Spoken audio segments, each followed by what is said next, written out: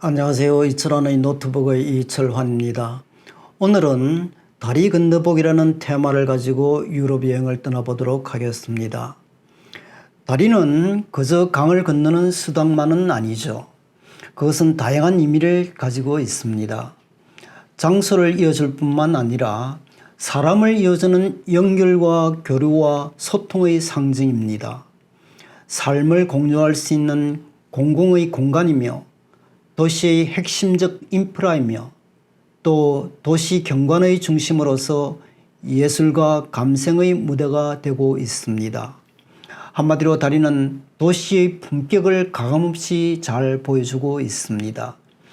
그러기에 아름답고 유서 깊은 도시들은 모두 아름다운 다리를 짓는 데 노력을 아끼지 않았습니다. 특히 유럽의 많은 다리들은 뜻깊은 사연과 함께 아름다움도 동시에 지니고 있죠. 그러면 이제 유럽의 주요 다리를 건너가 보도록 하겠습니다. 우선 프랑스의 세느강에 놓인 뽕네프 다리와 미라보 다리를 찾아가 보도록 하겠습니다. 낭만적이고 로맨틱한 분위기를 자아내는 파리의 세느강은 19세기로부터 시라와 모네 그리고 마티스 등 수많은 화가들의 작품의 배경이 되어 왔습니다. 이 세느강에는 30여 개의 다리가 놓여 있죠. 다리 하나하나가 모두 아름답고 낭만적이지만 그 중에서도 가장 오래된 다리인 뽕네프 다리, 그리고 보행자 전용 다리 퐁데자르 다리, 또 미라보 다리 등이 특히 유명합니다. 시트섬을 연결하는 뽕네프 다리는 파리에서도 가장 오래된 400년의 역사를 지닌 다리입니다.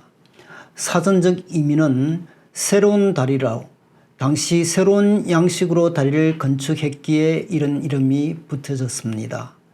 영화 뽕네프의 연인들로 더욱 유명해졌죠. 영화는 뽕네프에서 노숙하는 남자와 시력을 잃어가는 여인의 운명적인 사랑을 담고 있습니다. 이후 연인들이 사랑을 속삭이기 위해 찾는 명소가 되었죠. 1801년에서 1804년에 건설된 퐁데자르 다리는 예술의 다리라고 불리며 오랫동안 파리의 예술가들에게 사랑을 받아왔죠. 까미, 사르트르, 랭보 등이 즐겨 찾던 곳으로 그들은 다리 위에서 세느강을 바라보면서 숱한 작품을 구상했습니다. 이 다리는 보행자 전용 다리이기도 합니다. 미라보 다리 또한 낭만적 이야기를 지니고 있습니다.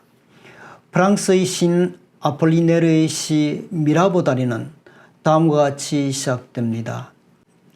아폴리네르는 화가인 마리 르랑생과의 사랑이 파국을 맞은 뒤에 고통스러운 추억을 되새기며 지난날 연인과 함께 걸었던 미라보 다리를 지나다가 사랑의 종말을 이렇게 노래했습니다.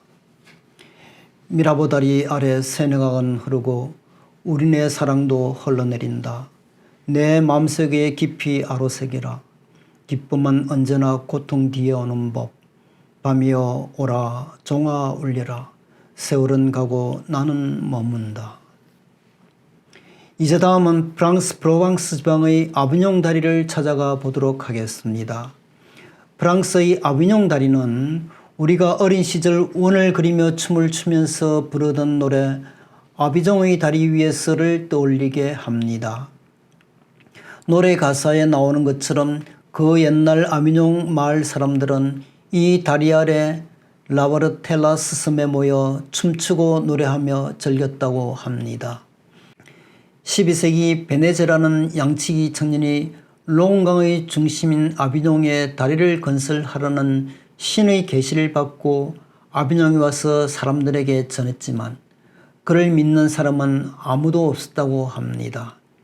이에 주교를 찾아갔지만 주교 역시 믿지 못하고 시험삼아 거대한 돌을 롱강으로 옮겨보라고 했습니다. 청년이 많은 사람들이 보는 앞에서 혼자 힘으로 돌을 옮겼습니다. 그때야 사람들이 그의 말을 믿고 함께 다리를 만들었고 청년의 이름을 따서 생 베네제 다리라고 이름을 붙였습니다.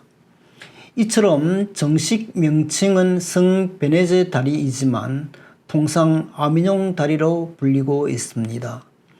12세기에 지어진 다리는 원래 목조 다리였다가 석조 다리로 다시 지어졌으며 다리 위에는 생베네제 기도실이 있어서 많은 순례자들이 찾아왔습니다. 17세기에 롱강이 범람하면서 22개의 아치 중에서 4개를 제외하고는 모두 무너졌습니다. 지금까지도 보수하지 않고 4개의 아치만 남겨져 있는 상태입니다. 오늘날 이 다리는 아비뇽에서 많은 사람들이 찾는 명소가 되어 있죠. 이제 다음은 이탈리아로 가서 단테의 애절한 사랑이 담긴 베키오 다리를 건너보도록 하겠습니다. 세계에서 가장 로맨틱한 다리는 어디일까요? 이 질문에 많은 사람들은 주저하지 않고 이탈리아 피렌체 시내를 가로지르는 아르노 강에 걸려있는 폰테 베키오, 즉 베키오 다리라고 답할 것입니다. 폰테 베키오는 이탈리아로 오래된 다리라는 뜻입니다. 그런데 이 베키오 다리는 단테와 그의 불멸의 뮤즈 베아트리체가 운명의 만남에 있었던 바로 그 장소입니다. 단테와 베아트리체는 단 2번의 만남을 가졌을 뿐입니다. 그것도 짧은 시간이었죠. 그러나 그 짧은 2번의 만남이 너무나 강렬했기에 단테는 평생 그녀를 가슴에 안고 살아갔습니다. 그리고 위대한 작품 신곡을 만드는 모티브가 되었죠. 단테는 9살 때 아버지의 손에 이끌려 포르티나리 가문의 축제에 참석하게 됩니다. 그때 단테는 이 은행가 집안의 딸인 소녀 베아트리즈를 처음 보게 되었습니다. 그녀의 실제 이름은 비체였죠. 그날 이후 단테에겐 오직 베아트리체만이 생의 유일한 위안이요 행복이 되었습니다. 단테가 파티에서 베아트리체를 처음 보았을 때 그의 나이 9살에 불과했습니다. 가장 민감하고 순수한 어린 시절에 단테는 불같은 사랑에 빠진 것입니다. 아침에는 소녀의 환영을 보며 눈을 떴고 자기 집에서 그리 멀지 않은 베아트리체의 집 앞을 서성거렸습니다. 어떤 때는 주변의 도로에 주저앉아 온종일을 그녀가 나타나기를 기다린 적도 있었다고 합니다. 그러나 소녀는 보이지 않았죠. 그렇게 세월은 9년이 흘러갔습니다. 그러던 어느 날 마침내 2번째 운명의 만남이 이루어지게 됩니다. 단테는 그날도 여느 때처럼 순례하듯 베아트리체의 집 앞을 지나는 베키오 다리 부근을 헤매고 있었죠. 다리 난간에 기대 무심히 아르노 강을 바라보던 그의 시선 위로 여인의 모습이 어령거렸습니다. 바로 베아트리체였습니다. 새하얀 드레스를 입은 그녀는 성숙한 여인의 처치를 풍기긴 했지만 9년 전의 고고한 자태에 거드려였습니다. 뜻밖의 베아트리체는 단테가 자신을 짝사랑하고 있다는 사실을 잘 알고 있기라도 한 것처럼 상냥한 미소로 인사를 건네주었습니다. 그러나 심장도 입도 얼어버린 단테는 그 자리에서 꼼짝도 하지 못한 채 짤막한 9년 만의 세월을 허망하게 지내보내야만 했습니다. 이 일을 계기로 단테는 베아트리체와의 2번째 만남 이후 그에게 바친 연시를 모아 라비타 누오바라는 책을 출간했습니다.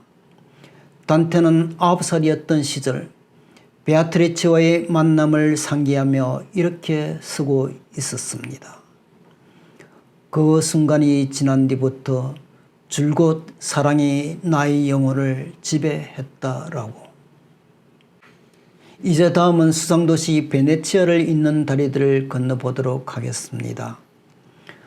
수상도시 베네치아에는 마치 실타래처럼 얽히고 설킨 수많은 운하가 놓여 있습니다.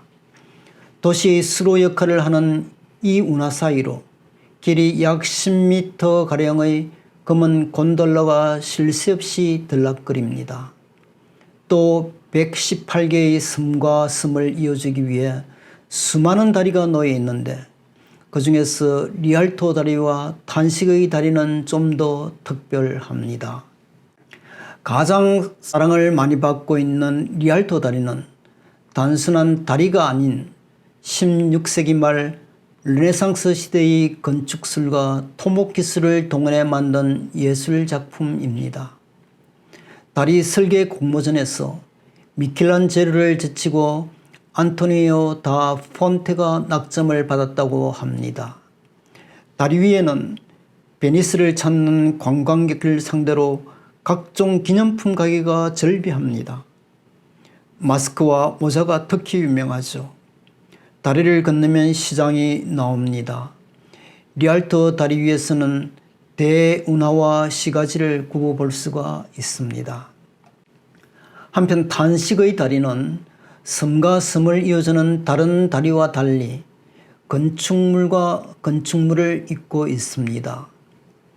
총독부가 있던 두칼레 궁전과 작은 운하를 사이에 두고 있는 감옥을 이어주는 다리입니다. 궁전에서 재판을 받고 감옥으로 가던 죄수들이 탄식의 다리로 불리는 곳입니다. 베네치아는 홍수가 많이 나는데 이때 지하 감옥은 물에 잠겨 버리기 때문에 이 다리를 건너 감옥에 들어가면 다시는 돌아오지 못한다는 말이 전해졌습니다. 그래서 이 다리를 지날 때 세상과 하직 인사를 하는 관례가 생겼습니다. 세계의 바람둥이 카사노바도 그 중의 한 사람이었습니다. 지금까지 이철환의 노트북이었습니다. 감사합니다.